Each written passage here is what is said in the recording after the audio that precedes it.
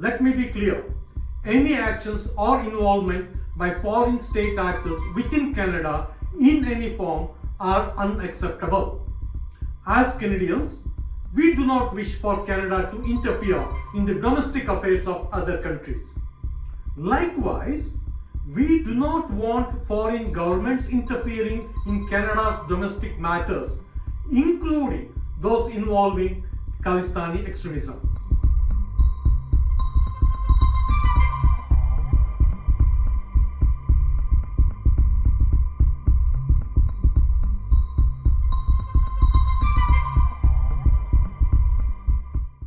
Namaste. I have heard concerns from Hindus across Canada regarding recent developments.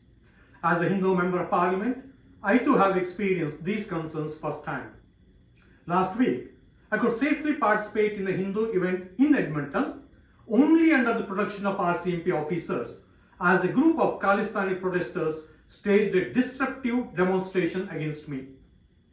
In Canada, we have long recognized the serious problems of Khalistani violent extremism. Let me be clear. Any actions or involvement by foreign state actors within Canada in any form are unacceptable. As Canadians, we do not wish for Canada to interfere in the domestic affairs of other countries. Likewise, we do not want foreign governments interfering in Canada's domestic matters, including those involving Khalistani extremism. This is a Canadian problem, and it is duty of all levels of our government and our law enforcement agencies to address it. At Monday's press conference, RCMP Assistant Commissioner Brigade Govin confirmed that the National Task Force is focused on investigating Khalistani violent extremism among other threats. We know that extremism and terrorism don't recognize and are not limited to national borders. On Canadian Khalistani violent extremism, as Canadians, we expect our federal government and its agencies to collaborate with other affected countries to protect our citizens. RCMP Commissioner Michael Dumais stated at the same press conference, quote, "There's a violent extremist threat in Canada that Canada and India have been working on over the years," unquote. However, recent revelations and developments are impacting Canada and India's ability to collaborate on this issue. It is critical that we all recognize the importance of eliminating cross-border threats posed by Khalistani extremism and resume our efforts to address it effectively.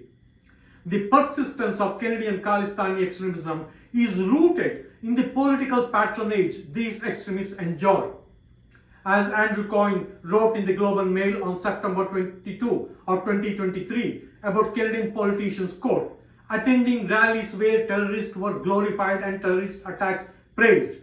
Political leaders in this country of all countries should not be encouraging separatist movement in others, especially those that advocate or engage in violence," unquote. Unfortunately, I am yet to hear any politician or government official offer reassurance to Hindu Canadians, many of whom feel concerned and fearful for their safety in the light of recent events. To my fellow Hindu Canadians, we are one of the most educated and trusted communities in this country, contributing greatly to Canada's progress. Yet, our low profile is often mistaken for weakness by politicians.